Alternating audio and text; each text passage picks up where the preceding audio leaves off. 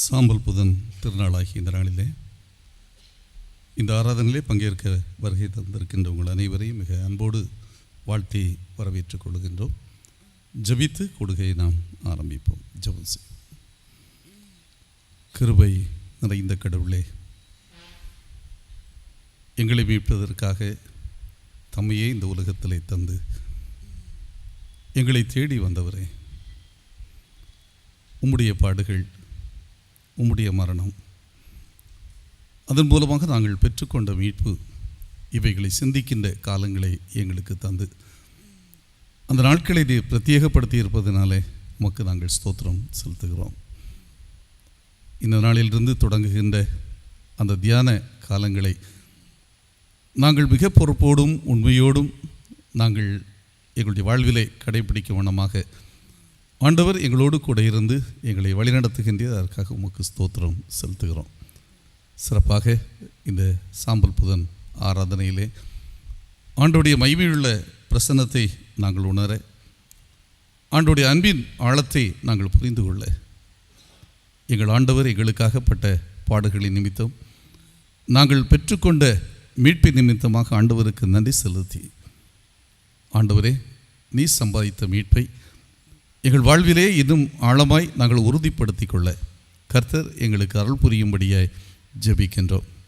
ஆண்டவர் தந்திருக்கின்ற நாட்களை நாங்கள் மிக பயபக்தியோடு கடவுளுக்கு பயந்தவர்களாக, கடவுளுக்கு முன்பாக எங்களை தாழ்த்தினவர்களாக நாங்கள் கடைபிடிக்க, அந்த நாட்கள் எங்களுடைய ஆவிக்குரிய வாழ்வின் குறைவுகளை நாங்கள் கண்டறியவும், குறைவுகளை விட்டு நாங்கள் எங்களுடைய வாழ்வை தூய்மைப்படுத்தி கொள்ளவும் தகுந்ததாக அமைய கர்த்தர் அருள் தாரும்.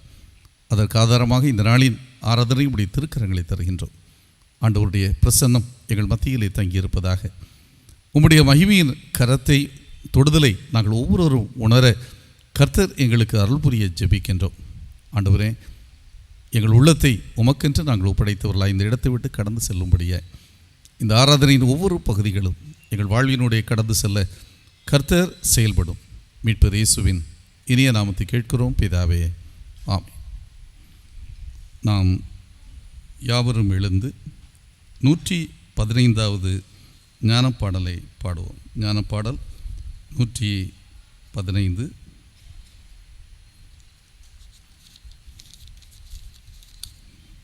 நாற்பது நாள் ராப்பகல் வனவாசம் பண்ணினீர், 40 நாள் ராப்பகல் சோதிக்கப்பட்டும் வென்றீர்.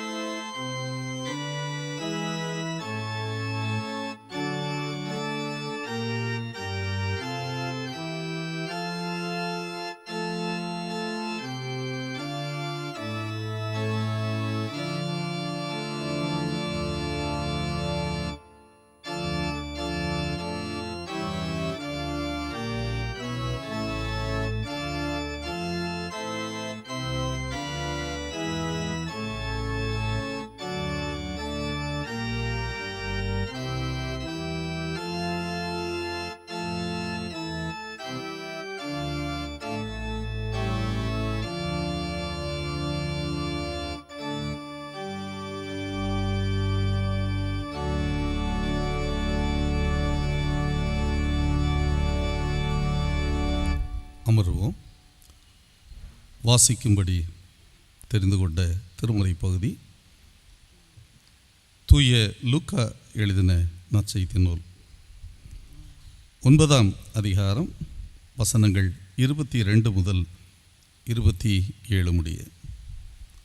தூய லூக்கா எழுதின நற்செய்தி நூல் 9ஆம் அதிகாரம் வசனங்கள் 22 முதல் 27 முடிய.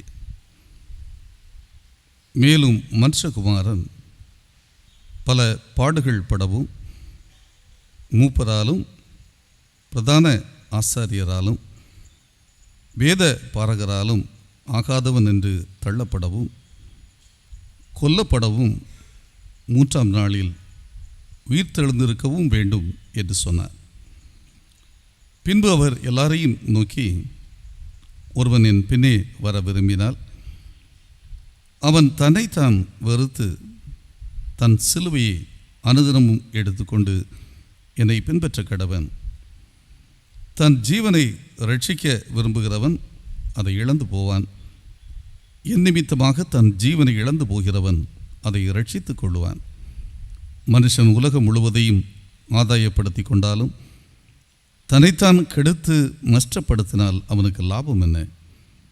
என்னை குறித்தும் என் வார்த்தைகளை குறித்தும் எவன் வெட்கப்படுகிறானோ அவனை குறித்து மனுஷகுமாரனும் தம்முடைய மகிமையோடும் பிதாவின் மகிமையோடும் பரிசுத்த தூதர்களின் மகிமையோடும் வரும்போது வெட்கப்படுவார். இங்கே நிற்கிறவர்களில் சிலர் தேவனுடைய ராஜ்யத்தை காணும் முன் மரணத்தை ருசி பார்ப்பதில்லை என்று மெய்யாகவே உங்களுக்கு சொல்லுகிறேன் என்றார் என்பதை வாசிக்கும்படி கொடுக்கப்பட்ட திருமறை பகுதி வாசித்து முடிந்தது. கிறிஸ்துவே உமக்கு ஸ்தோத்திரம் உண்டாவதாக. ஆமே. நாம் இணைந்து ஆண்டவர் நமக்கு கற்றுத்தந்த ஜெபத்தை ஏறெடுப்போம். பரமண்டலங்களில் இருக்கிற எங்கள் பிதாவே, உம்முடைய நாமம் பரிசுத்தப்படுவதாக, உம்முடைய ராஜ்யம் வருவதாக, உம்முடைய சித்தம் பரமண்டலத்திலே செய்யப்படுகிறது போல பூமியிலேயும் செய்யப்படுவதாக. அன்றன்றுள்ள எங்கள் அப்பத்தை எங்களுக்கு இன்று தாரும். எங்களுக்கு விரோதமாய் குற்றம் செய்கிறவர்களுக்கு நாங்கள் மன்னிக்கிறது போல எங்கள் குற்றங்களை எங்களுக்கு மன்னியும். எங்களை சோதனைக்குள் பிரவேசிக்க பண்ணாமல் தீமையின்றி எங்களை ரட்சித்துக் கொள்ளும். ராஜ்யம் வல்லமையும் மகிமையும் என்னென்றைக்கும் உம்முடையவைகளே. ஆமென்.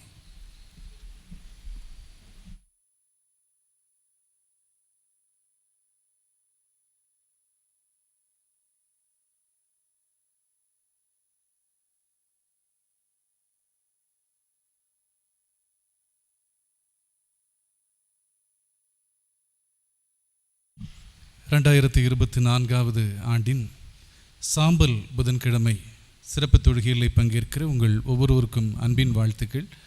ஆண்டவருடைய கிருபையும் சமாதானமும் அனைவரோடும் நிறைவாய் தங்கியிருப்பதாக. லூக்கா நற்செய்தி நூல் 9ஆவது அதிகாரம் 22 முதல் 27 முடிய நாம் படிக்க கேட்டோம். லூக்கா நற்செய்தி நூல் 9ஆவது அதிகாரம் 22 முதல் 27 முடிய இவ்வார்த்தைகள் மூலமாக ஆண்டவர் நம்மோடு பேச நாம் ஜெபம் செய்வோம். இரக்கமுள்ள எங்கள் நல்ல ஆண்டவரே, பரமபிதாவே, உம்முடைய நல் நாமத்தினாலே நாங்கள் இவ்விடத்திலே கூடி வருவதற்கு ஆண்டவர் நீர் அருள் கூர்ந்திருக்கிறீருமே நாங்கள் போற்றுகிறோம். ஆண்டவர் எங்களுக்காக சிலுவையிலே பாடுகளை அனுபவித்தீர். அது எங்களுடைய மீட்புக்காகவும் நித்திய ஜீவனுக்காகவும் என்பதை நாங்கள் அறிந்திருக்கிறோம். அவைகளிலே வளரவும் ஆண்டவருடைய சிலுவை பாடுகளால் மரணத்தினால் உயிர்த்தெழுதலால் உண்டான நன்மைகளை நாங்கள் சொந்தமாக்கி கொள்ளவும் ஆண்டவர் எங்களுக்கு முன்பதாக வைத்திருக்கிற அர்த்தமுள்ள நாட்களுக்காகவே நாங்கள் போற்றுகிறோம். இப்பொழுதும் உம்முடைய திருவார்த்தைகளை நாங்கள் கேட்பதன் மூலமாக இன்னும் உமக்குள் வளரவும் பெருகவும் ஆண்டவர் நீர் அருள் புரிவீராக. திருக்கரத்தில் எங்களை தாழ்த்துகிறோம் கிறிஸ்து மூலம் பிதாவே. ஆமென். அமர்வோம். அன்பானவர்களே, இந்த நாளை கிறிஸ்தவ திருச்சபையானது சாம்பல் புதன் கிழமை என்று கொண்டாடுகின்றது. இந்த நாளினுடைய பின்னணியத்தை குறித்து நாம் பார்க்கும் பொழுது, ஆண்டவராகிய இயேசு கிறிஸ்து மரித்து உயிரோடு எழுந்ததற்கு பின் உலகெங்கும் சென்று நற்செய்தியாளர்கள் அல்லது ஆண்டவருடைய அப்போஸ்தலர்கள் ஆண்டவருடைய வார்த்தைகளை கூறவே சபைகள் உருவானது.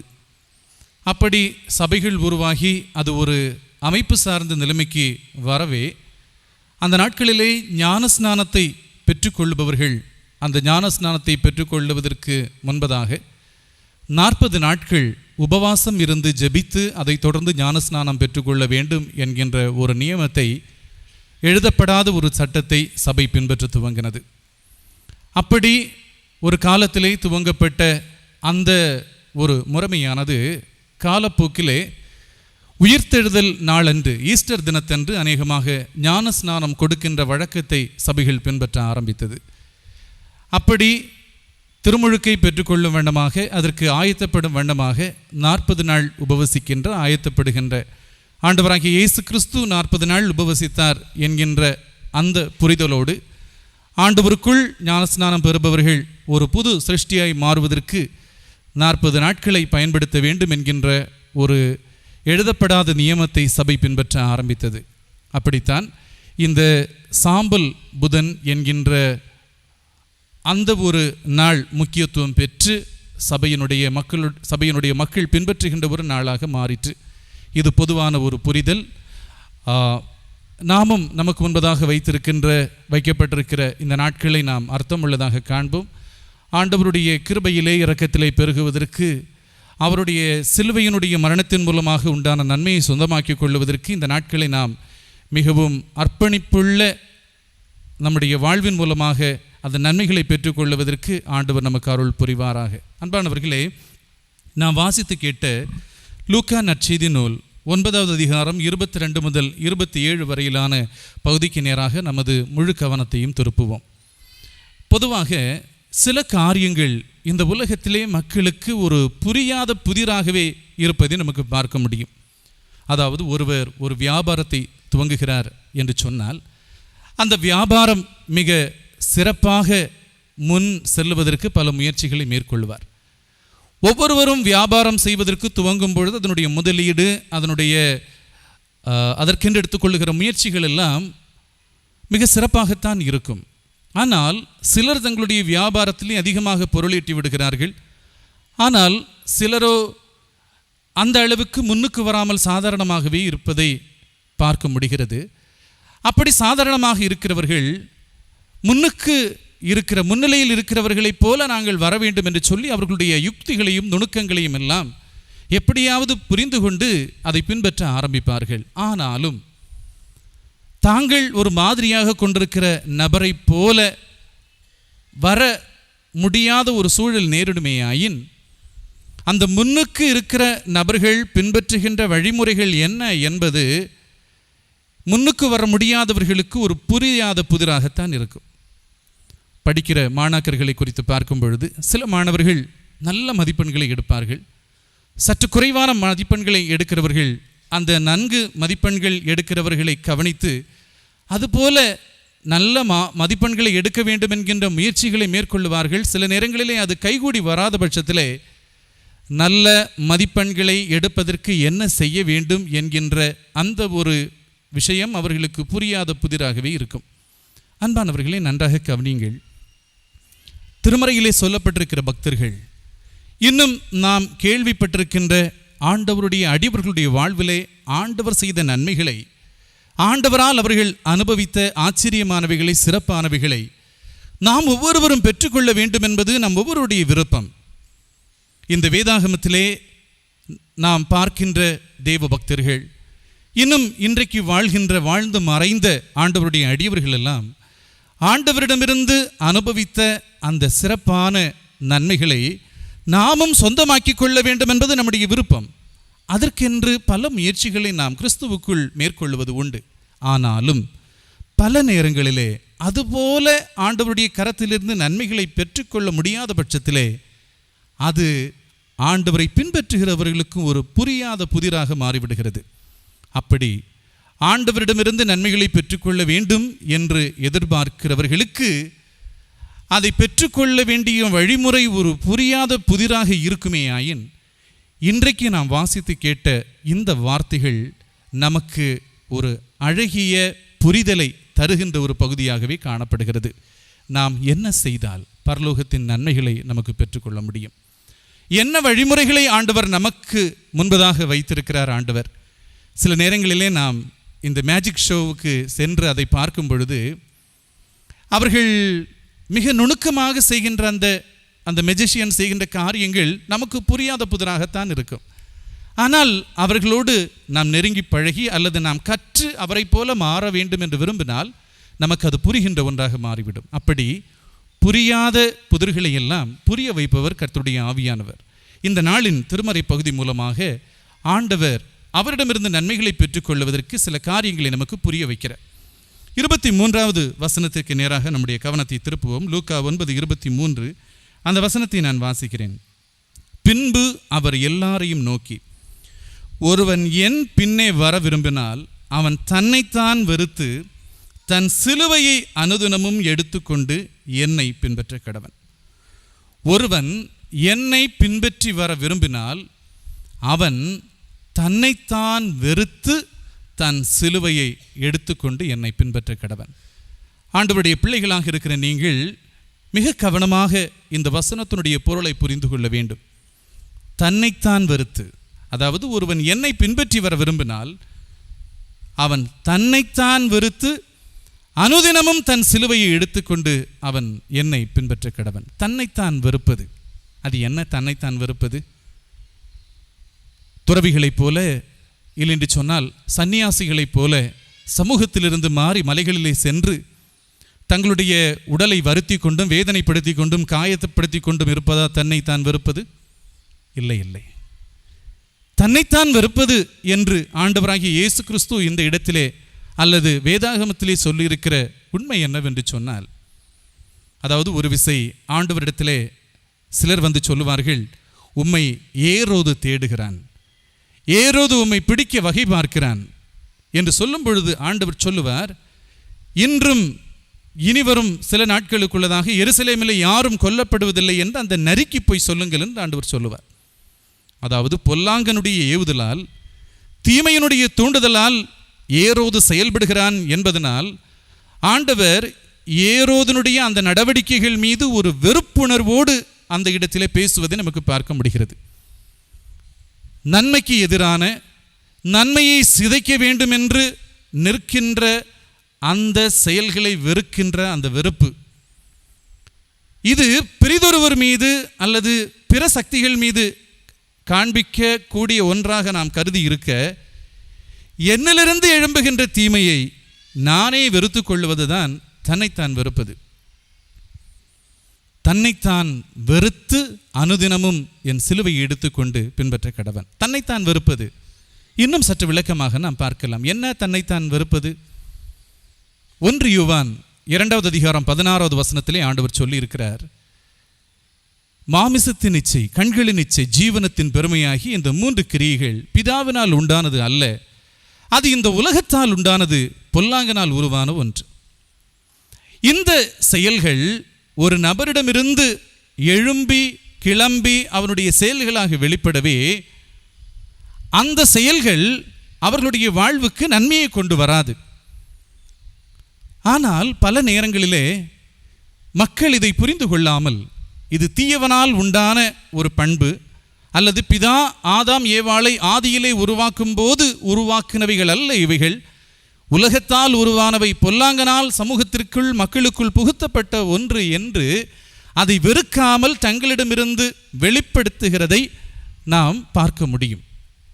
அதாவது ஜீவனத்தின் பெருமை, கண்களின் இச்சை, மாமிசத்தின் இச்சை என்று வேதம் சொல்லுகின்ற இவைகள் தன்னிலிருந்து வெளிப்பட அது தனக்கு அழிவை கொண்டு வரும் என்று புரிந்து கொள்ளாமல் அதை செயல் வடிவுக்கு கொண்டு வருகின்ற மக்கள் அதை அறிந்து உணர்ந்து அதை வெறுக்க வேண்டும். ரோமர் 7வது அதிகாரத்தினுடைய 15வது வசனத்திலிருந்து பவுல் அப்போஸ்தலன் மிக அழகாக சொல்லுகிறார். நன்றாக கவனிங்கள். ரோமர் 7:15 என்ன சொல்லுகிறார்? நான் செய்கிற கிரியைகளை குறித்து எனக்கு சம்மதி இல்லை, நான் விரும்பாத செயல்களை நான் செய்கிறேன், நான் விரும்பாதவைகளை செய்வதற்கு என்னை சிறையாக்கி கொள்ளுகின்ற பிரமாணங்கள் என் அவயவங்களிலே இருக்கிறது. பாவ பிரமாணம் என் அவயவங்களிலே இருக்கிறது. நான் நன்மையை செய்ய விரும்புகிறேன், ஆனால் அந்த நன்மையை செய்வதற்கு நான் விரும்பினாலும் நான் விரும்பாதவைகளை செய்வதற்கு என்னை சிறையாக்கி கொள்ளுகின்ற சில பிரமாணங்கள் என் அவயவங்களில் இருப்பதை நான் காண்கிறேன். அந்த அவயவங்களில் இருக்கிற பிரமாணங்கள் நான் செய்வதற்கு விரும்புகின்ற நன்மையை செய்ய விடாமல் நான் செய்யக்கூடாது என்று விரும்புகின்ற அந்த தீமையை செய்வதற்கு என்னை சிறையாக்கி என் அவயவங்கள் மூலமாக என்னிலிருந்து வெளிப்படுகிறது என்று சொல்லி பவுல் அப்போஸ்தலன் அந்த அதிகாரத்தின் ரோமர் 7 இறுதி பகுதியில் சொல்கிறார், நான் நிர்பந்தமான பாவி, யார் என்னை விடுவிப்பது இந்த மரண சரீரத்திலிருந்து? என்னிடமிருந்து என்னை அழிக்கும் வண்ணமாக எழும்புகிற தீமையை தவிர்ப்பதற்கும் வெறுப்பதற்கும் நான் முயற்சி செய்கிறேன். ஆனாலும் என்னை அந்த தீய இயல்புகள் என்னை சிறையாக்கி கொள்ளுகின்றது. எவ்வளவோ நான் வெறுத்து பார்க்கின்றேன் தீமையை. என்னிலிருந்து எழுந்து என்னை அழிக்க முற்படுகின்ற வெறுக்க நான் முற்பட்டும் என்னால் இயலவில்லை என்று சொல்லி 25வது வசனத்திலே பவுல் சொல்லுகிறார், இயேசு கிறிஸ்து மூலமாய் எனக்கு ஜெயத்தை தருகிற பிதாவாகிய தேவனுக்கு ஸ்தோத்திரம். நிர்பந்தமான பாவி நான். என்னை அழிக்க என்னிலிருந்து கிளர்ந்து எழும்புகின்ற தீமைகளை வெறுப்பதற்கு நான் முயற்சி செய்தாலும் முடியாத பட்சத்திலே ஆண்டவராகிய இயேசு கிறிஸ்து மூலமாக அவைகளை எனக்கு மேற்கொள்ள முடிகிறது. அப்படி எனக்கு ஜெயத்தை தருகிற பிதாவுக்கு ஸ்தோத்திரம் என்று சொல்லி தன்னுடைய நிருபங்களிலே மிக அழகாக சொல்லியிருக்கிறார். நான் அல்ல, நான் சிலுவையிலே அறையப்பட்டிருக்கிறேன். இன்று நான் வாழ்ந்து கொண்டிருப்பது, நான் ஒரு காலத்திலே தீமைகளுக்கு அடிமைப்பட்டவனாக என் அவயவங்களிலிருந்து எழுந்த இயல்புகளின் அடிப்படையிலே பிறரை கொல்லுகிறவனாக இருந்தேன். இன்று என்னை அடித்தாலும், என்னை குத்தினாலும், என்னை வருத்தப்படுத்தினாலும், என்னை சிதைத்தாலும், தொழுமரத்திலே கட்டி வைத்தாலும் பதிலுக்கு பதில் செய்ய வேண்டும் என்கின்ற எண்ணம் என்னிலே இல்லை. காரணம் நான் அல்ல, நான் சிலுவையில் அறையப்பட்டிருக்கிறேன். நன்றாக கவனியுங்கள். அப்போஸ்தலர் 5வது அதிகாரம் 1 முதல் அனனியா சப்பீராள் என்கின்ற ஒரு தம்பதியை பார்க்க முடியும். அனனியா சப்பீராள். இந்த அனனியா சப்பீராள் அன்றைக்கு காணியாட்சிகளை விற்று அப்போஸ்தலர்களுடைய பாதத்திலே கொண்டு வைத்த காலத்திலே எருசலேம் சபையினுடைய அங்கத்தினர்களாக இருந்தவர்கள். இந்த அனனியா சப்பீராள் தங்களுடைய சொத்துக்களை எல்லாம் விற்றார்கள். நான் நினைக்கிறேன் அவர்களுக்கு அதிக சொத்து இருந்திருக்க வேண்டும். அதிலிருந்து ஒரு பகுதியை தங்களுக்கென்று அவர்கள் மறைத்து வைத்து கொண்டார்கள். எல்லாவற்றையும் அப்போஸ்தலருடைய பாதத்திலே வைத்து அவர்களிடமிருந்து பொதுவாக அனுபவிப்பதற்கு நம்முடைய சொத்து தானே, நாம ஒரு பகுதியை நம்முடைய பங்கிற்கு வைத்துக் கொள்ளுவோமே என்று சொல்லி திருட்டுத்தனமாக தங்களுடைய பக்கத்திலே அதை ஒளித்து வைத்து கொண்டார்கள். பேதுரு அப்போஸ்தலர் கேட்டார், என்ன? அனனியாவிடத்தில் கேட்டார், நீங்கள் விற்ற காணியாட்சியினுடைய பண மதிப்பு இவ்வளவு தானா? ஆம் என்று பொய்யை சொல்ல சாத்தான் உன் உள்ளத்தை நிரப்ப நீ அனுமதி அளித்தது என்ன என்று பேதுரு கேட்டார். உன்னை அழிக்கின்ற தீமை ஆண்டவரை அறிந்து ஆண்டவரை பின்பற்றுகிற உன்னிலிருந்து வெளிப்படுவதற்கு நீ அனுமதி அளித்தது என்ன என்கின்ற கேள்வியை பேதுரு கேட்கவே அனனியா அவ்விடத்திலேயே விழுந்து மரித்து போனார். இந்த நிகழ்வை கேள்விப்படுவதற்கு முன்பதாகவே சப்பீராள் உள்ளாக வருகிறாள். சப்பீராளிடத்திலையும் கேட்டார் பேதுரு, என்ன நீங்கள் விற்ற காணியாட்சியினுடைய மொத்த மதிப்பு இதுதானா? சப்பீராளும் அதே பொய்யை சொல்ல, அதே வார்த்தையை பேதுரு அவ்விடத்திலேயும் கூற சப்பீராளும் மரித்து போனாள் என்று வேதம் சொல்லுகிறது. தன்னைத்தான் வெறுக்காத பட்சத்திலே இந்த உலகத்தால் உருவான பிசாசின் கிரியைகள் தன்னிலிருந்து வெளிப்படுவதற்கு ஒருவர் அனுமதிக்கிற பட்சத்திலே அது அவருக்கு அழிவை கொண்டு வரும் என்று இந்த வேதாகமம் மிக தெளிவாக சொல்லுவதனாலே தான் இயேசு கிறிஸ்து சொன்னார், ஒருவன் என்னை பின்பற்றி என்னிடமிருந்து ஜீவனை பெற்றுக்கொள்ள வேண்டும் என்று சொன்னால் அவன் முதலாவதாக தன்னைத்தான் வெறுக்க வேண்டும். அப்படி தன்னைத்தான் வெறுப்பதற்காகத்தான் நான் இந்த உலகத்திலே வந்தேன். மனம் திரும்புங்கள் என்று அழைத்து அதனுடைய முதல் நிலைக்கு நேராக உங்களை வழிநடத்தி இருக்கிறேன்.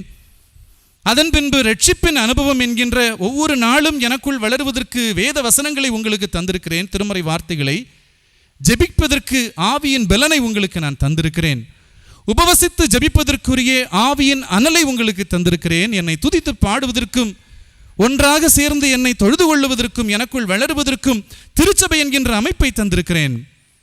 இவைகளை எல்லாம் நான் தந்திருப்பது நீங்கள் முழுக்க முழுக்க உங்களிலிருந்து உங்களை அழிப்பதற்கு முற்படுகின்ற தீமையை வெறுத்து நீங்கள் பரலோகத்தின் நன்மையை பெற்றுக்கொள்ள வேண்டும் என்பதற்காகத்தான். அதற்காகத்தான் நான் சிலுவையிலே தொங்கினேன். இந்த நாளின் மாலை பொழுதிலே ஆண்டவர் இந்த சபையிலே கூடியிருக்கிறவர்களுக்கு சொல்லுகின்ற நற்செய்தியும் அறிவுரையும் இதுதான். நீங்கள் இன்னும் உங்களை வெறுக்காத நிலையிலே இருப்பீர்களே ஆகில், உங்களை வெறுக்காது என்று சொன்னால் முதலிலே நான் சொன்னது போல உங்களுடைய சரீரங்களை துன்புறுத்துகின்ற அந்த வெறுப்பு அல்ல. அழிவுக்கு நேராக நம்மிலிருந்து வெளிப்படுகின்ற அந்த தீமைகளை விட்டு மனம் திரும்புகின்ற அந்த மனம் திரும்புதல், அனுதினமும் சிலுவையை சுமக்கின்ற இந்த உலகத்தினுடைய தீமைகளை வெறுப்பதனால் அனுதினமும் நமக்கு சில துன்பங்கள் நேரிடலாம். ஆனாலும் அது ஆண்டவர் எனக்கு தந்த சிலுவை என்று சொல்லி, என்னுடைய பழைய மனிதன் சிலுவையிலே அறையப்பட்டிருக்கிறான், இப்பொழுது அந்த சிலுவை என்னுடைய தோளிலே இருக்கிறது, இப்பொழுது நான் புதிய சிருஷ்டி, ஆண்டவருடைய அந்த சிலுவையோடு ஒவ்வொரு நாளும் நான் வாழ்ந்திருக்கிறேன். நான் அல்ல, கிறிஸ்துவே. ஒவ்வொரு நாளும் கிறிஸ்துவாக இந்த உலகத்திலே நான் வாழ்கிறேன். அப்படி வாழக்கூடிய ஒரு வாழ்வு நிலையை இயேசு கிறிஸ்துனுடைய சிலுவை எனக்கு தந்திருக்கிறது என்கின்ற இந்த கிறிஸ்தவ வளர்ச்சியோடு வாழ வேண்டும் என்பதுதான் ஆண்டவருடைய பிள்ளைகளாகிய நம்மை குறித்து ஆண்டவருடைய விருப்பம்.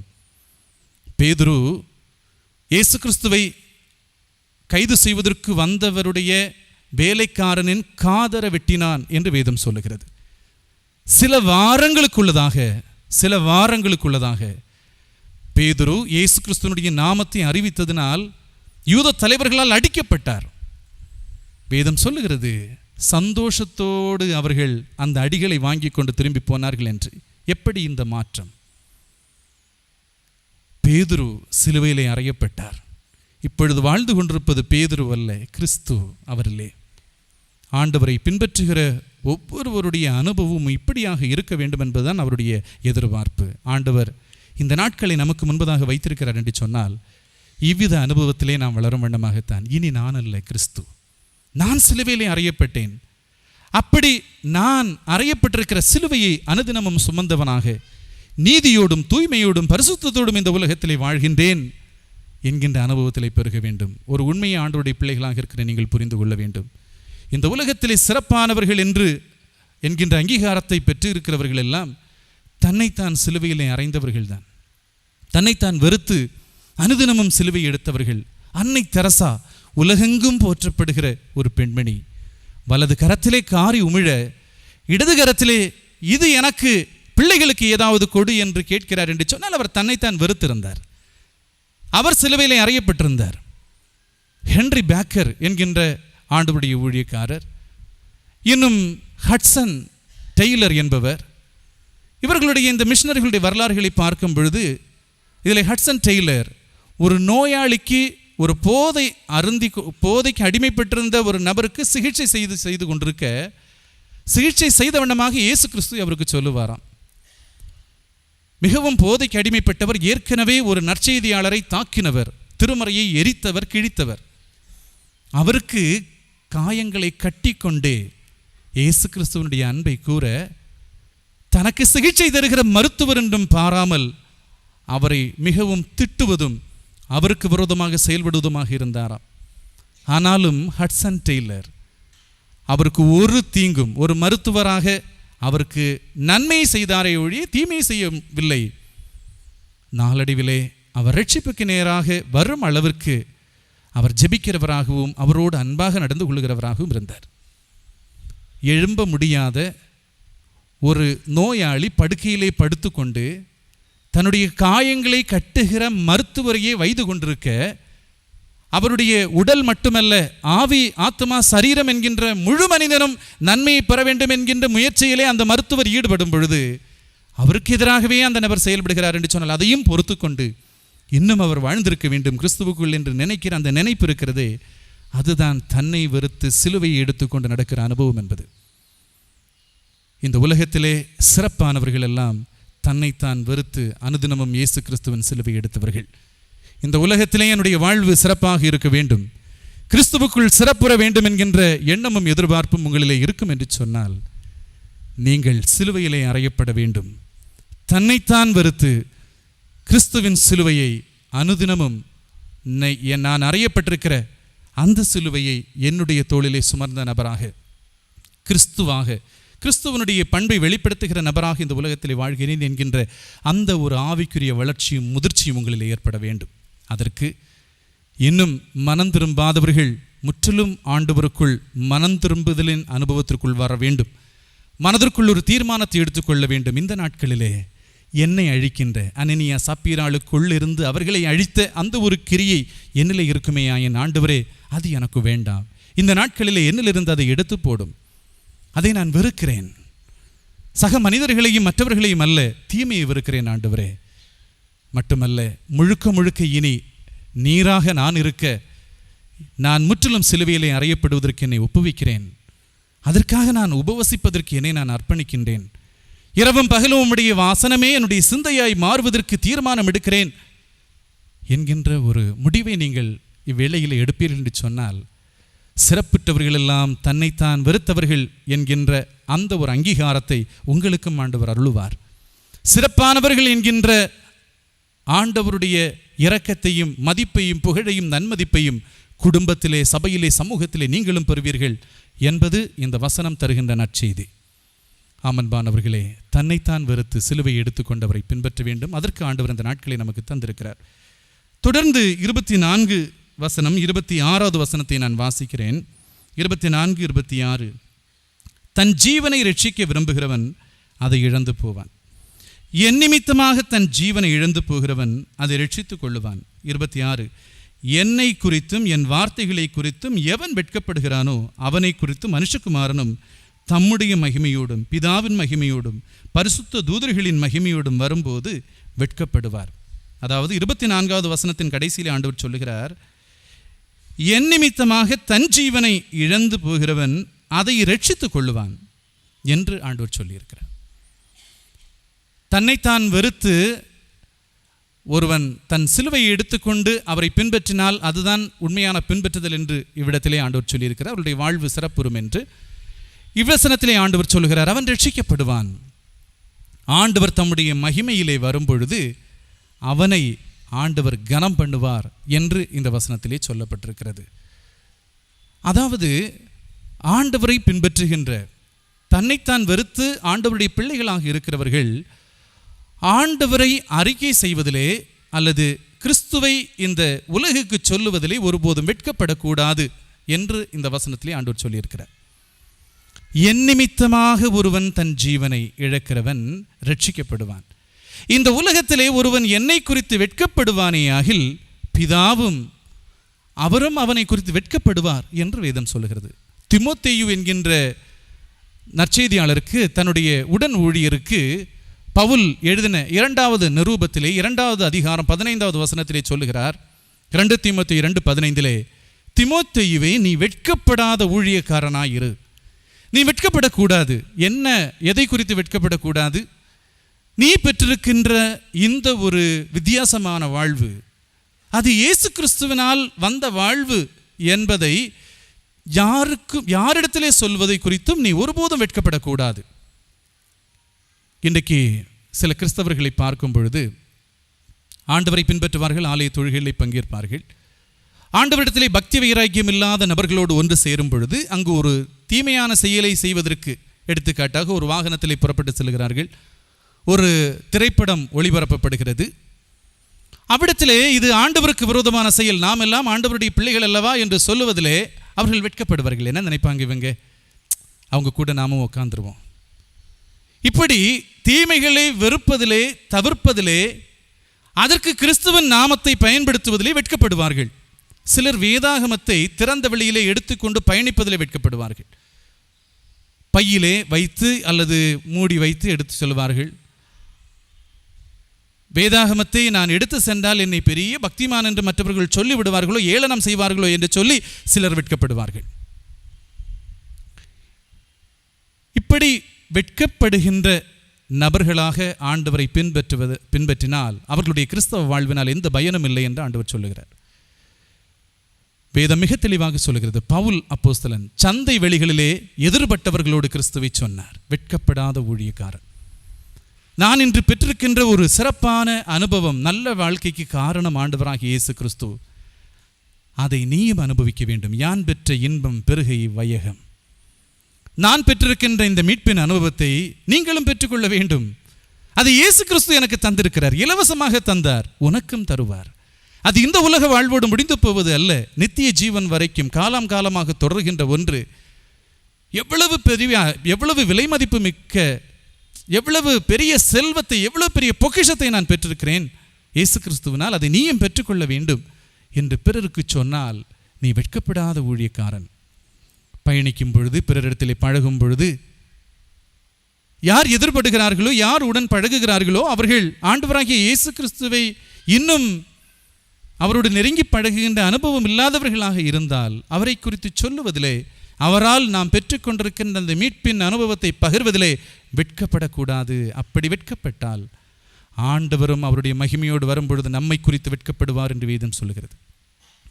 சில குடும்பங்களை கவனித்தால் பெற்றோரிடத்திலே பாசம் காட்டுவதிலே தளர்வு காண்பிப்பார்கள், ஆனால் அவர்களுடைய சொத்தை விரும்புவார்கள். அவர்களுடைய சொத்து போதும், அவர்கள் எப்படி இருந்தாலும் பரவாயில்லை. சில குழந்தை பேறு இல்லாத சகோதர சகோதரிகள் வீடுகளிலே இருப்பார்கள்.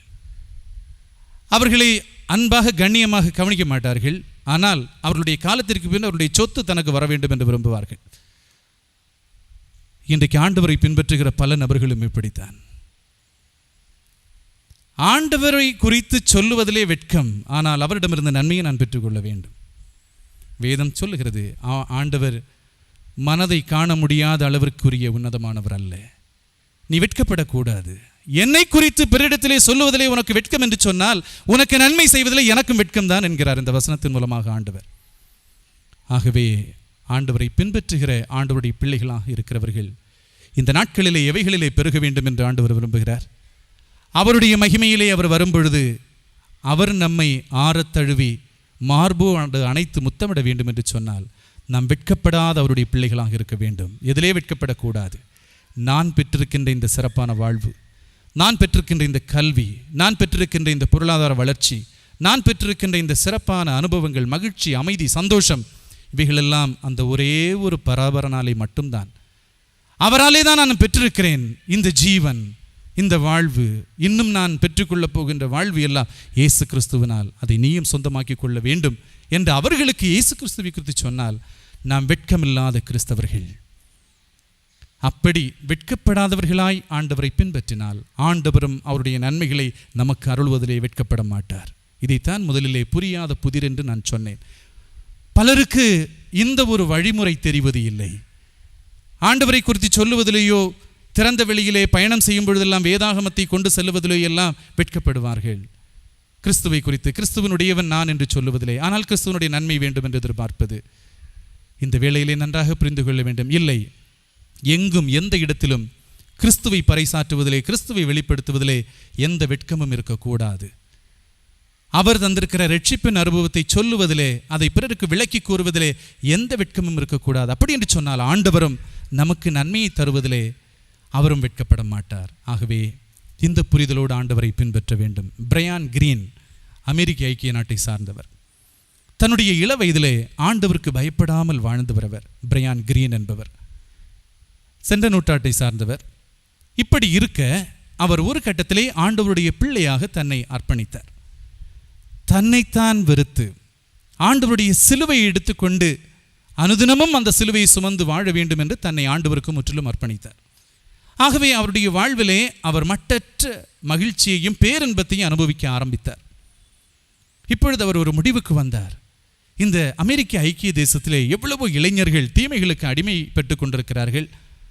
அவர்களுக்கும் நான் பெற்ற இந்த இன்பத்தை, இந்த மீட்பை நான் சொல்ல வேண்டுமே என்று சொல்லி அவர் கல்லூரிகளிலே, பள்ளிக்கூடங்களிலே படித்து கொண்டிருந்த இளைஞர்களையும் பிள்ளைகளையும் முடிந்த அளவிற்கு அவர் ஒன்று சேர்த்து 3 நாள் முகாம்களை நடத்துவார். 3, 4, 5 நாட்கள்.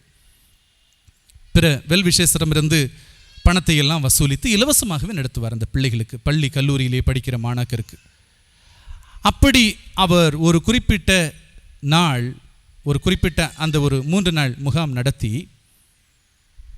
3வது நாள் அந்த பிள்ளைகளிடத்திலே சாட்சியை கேட்க விரும்புகிறேன். இந்த 3 நாளில் நீங்கள் பெற்ற ஒரு மாற்றம் என்ன? அவர் சிலுவையை குறித்து தான் அங்கு போதிப்பார்.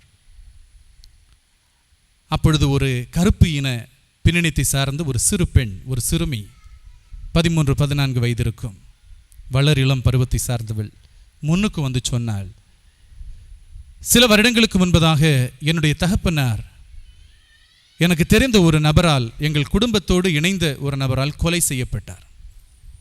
எனது முழு நோக்கமும் நான் சற்று வளர்ந்ததற்கு பின்பு எப்பொழுது வாய்ப்பு கிடைக்கிறதோ அப்பொழுது அவனை கொண்டு விட வேண்டும் என்பதுதான். அதுதான் என்னுடைய வாழ்க்கையினுடைய நோக்கமே. கல்வியோ வேலையோ அப்படி எந்த ஒரு கோல் எனக்கு கிடையாது. என் தகப்பனை கொன்றவனை கொன்றுவிட வேண்டும் என்பதுதான் என்னுடைய நோக்கம். அப்படிப்பட்ட சிந்தையோடு தான் நான் இந்த பருவத்திலேயே நான் காணப்பட்டேன். இந்த முகாமுக்கு வந்து ஒவ்வொரு நாளும் நீங்கள் இயேசு கிறிஸ்துவை குறித்து சொல்ல, சிலுவையை குறித்து சொல்ல, சென்ற 2 நாட்களுக்குள்ளதாகவே அந்த எண்ணம் என்னை விட்டு முற்றிலும் மறைந்து விட்டது. என்னை நான் வெறுக்க, அதாவது இந்த ஒரு எண்ணம் என்னை அழிக்கின்ற ஒன்று என்பதை நீங்கள் எங்களுக்கு சொல்லி தந்தீர். ஆகவே இப்பொழுது என் தகப்பனை கொன்ற அந்த நபரை நான் முழுக்க முழுக்க மன்னித்திருக்கிறேன். இந்த மன்னிப்பின் சிந்தையோடு அனுதினமும் ஆண்டவர் எனக்கு தந்திருக்கிற இந்த சிலுவையை தொடர்ந்து சுமப்பதற்கு நான் தீர்மானம் எடுத்திருக்கிறேன் என்று அந்த பிள்ளை சாட்சியாக சொன்னாளாம். அந்த நிகழ்வு இதோடு முடிந்து விடவில்லை. ஏகதேசம் 20 வருடங்களுக்கு பின்பு ஒரு கூடுகையிலே பிரையான் கிரீன் சற்று முதியவரானார். அவர் பங்கேற்றிருக்க 40 வயது மதிப்புமிக்க ஒரு இளம்பெண் மிக அழகாக ஆண்டுடைய வார்த்தைகளை கூறிக்கொண்டிருந்தாள்.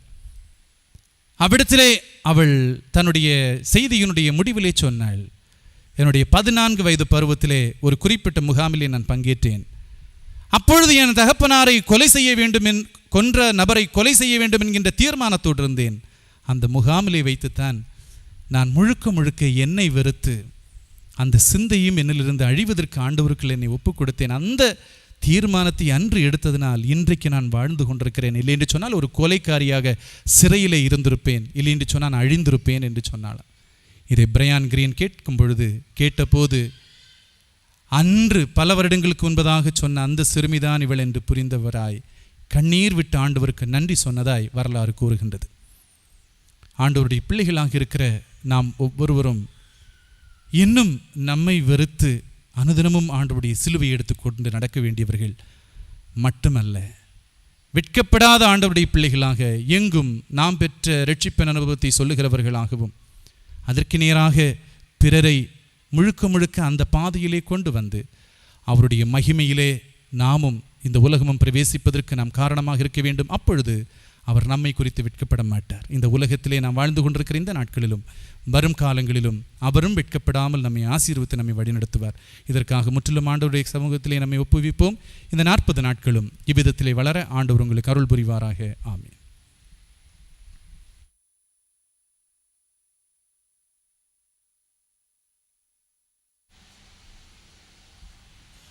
நாம் எழுந்து 377வது கீர்த்தனையை பாடுவோம். கீர்த்தனை 377. விந்தை கிறிஸ்தேசு ராஜா, உந்தன் சிலுவை என் மேன்மை, உந்தன் சிலுவை என் மேல்.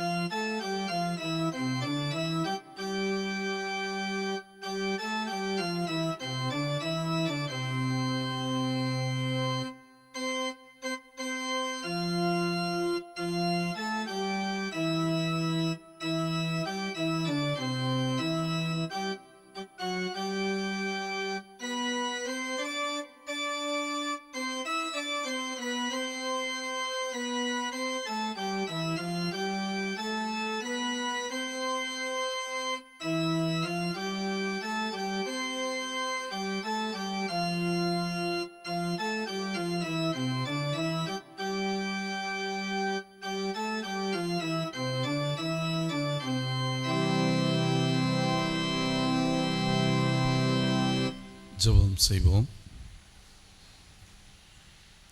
அன்புக்குரியவர்களே, கடவுளுடைய திருப்பாதத்திலே கூடி வந்து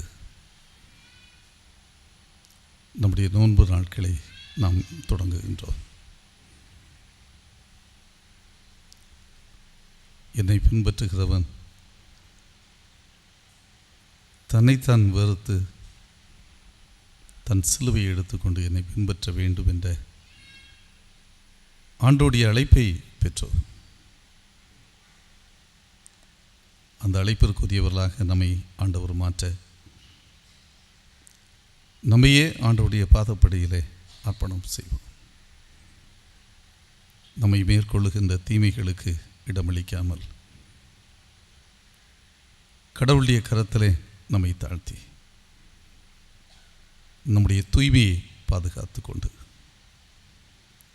அசுத்தம் நிறைந்த இந்த உலகத்திலே தீய வாழ்வுக்கு நம்மில் இடம் அளிக்காமல்,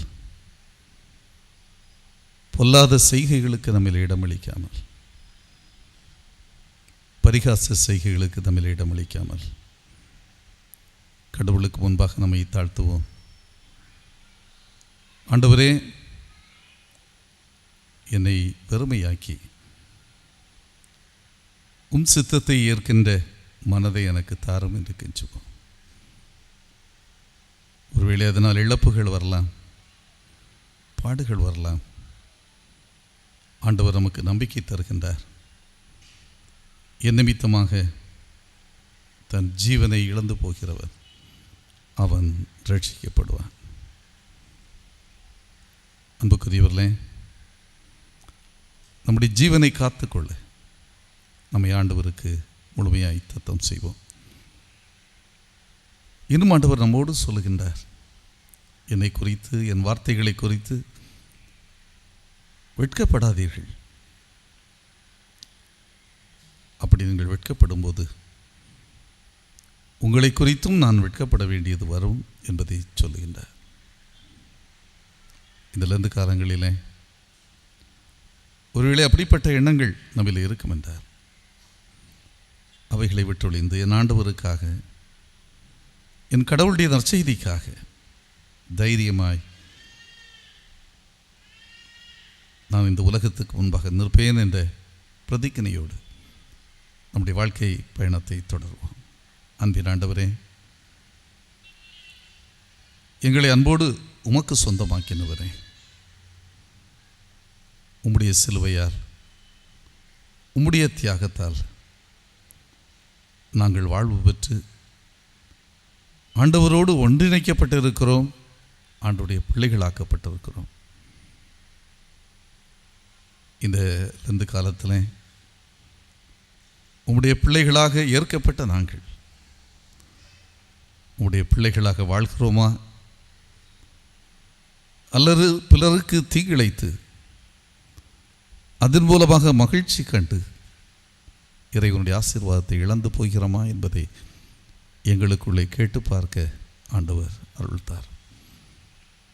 ஆண்டவரே, அப்படிப்பட்ட நிலைகள் முற்றிலுமாக மாற,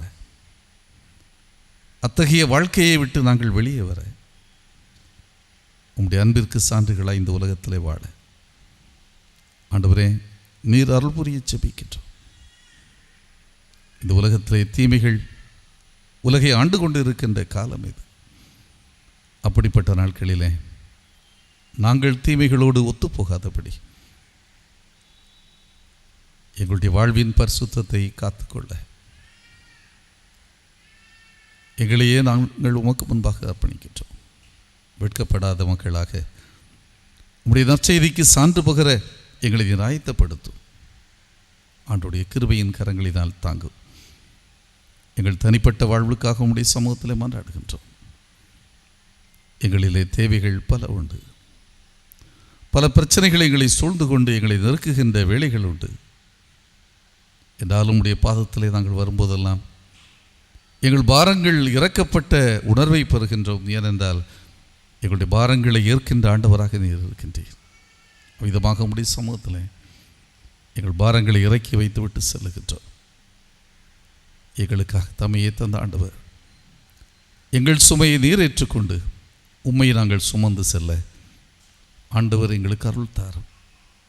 எங்கள் வார்த்தைகள், எங்களுடைய செயல்கள், சிந்தனைகள் உம்மால் ஆட்கொள்ளப்படட்டும். இந்த நாளிலும் கர்த்தாவே, உமக்கே எங்களை சொந்தமாக்குகிறோம் என்பதின் அடையாளமாக இந்த காணிக்கைகளை படைத்திருக்கின்றோம். எங்களை இந்த காணிக்கைகளை ஏற்றுக்கொள்ளுகின்ற கர்த்தர் எங்களை கொண்டும் இந்த காணிக்கைகளை கொண்டும் உடைய திருநாமத்தை மகிமைப்படுத்தும். தொடர்ந்து எங்கள் வாழ்க்கை பயணத்தில் நாங்கள் இன்னும் அதிகமாய் ஆண்டவரோடு நெருக்கி சேர, குறிப்பாக இந்த லெந்து காலங்களை எங்களுக்கு ஆசீர்வதித்தார். ஆண்டவருடைய கிருபையும் சமாதானமும் எங்கள் வாழ்விலே தொடரட்டும். இந்த நாளின் மீதியான வேலைகளை ஆசீர்வதியும். ஒவ்வொரு நாளும் ஆண்டவருக்குள்ளே பலப்படுகின்ற அனுபவங்களை எங்கள் வாழ்வில் தொடர்ந்து தார். மீட்பர் இயேசுவின் இனிய நாமத்தை கேட்கிறோம் பிதாவே, ஆமென்.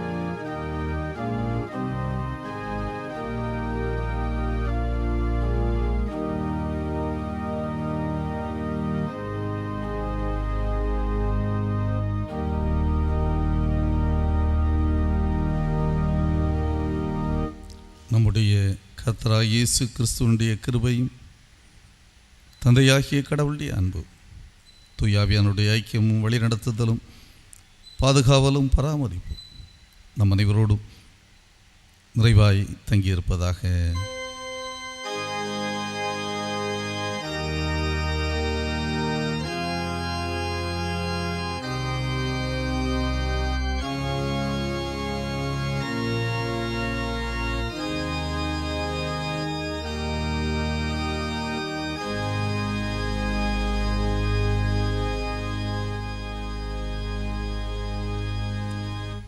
ஆண்டவர் உங்களோடு இருப்பாராக. சமாதானத்தோடு சென்று வாருங்கள்.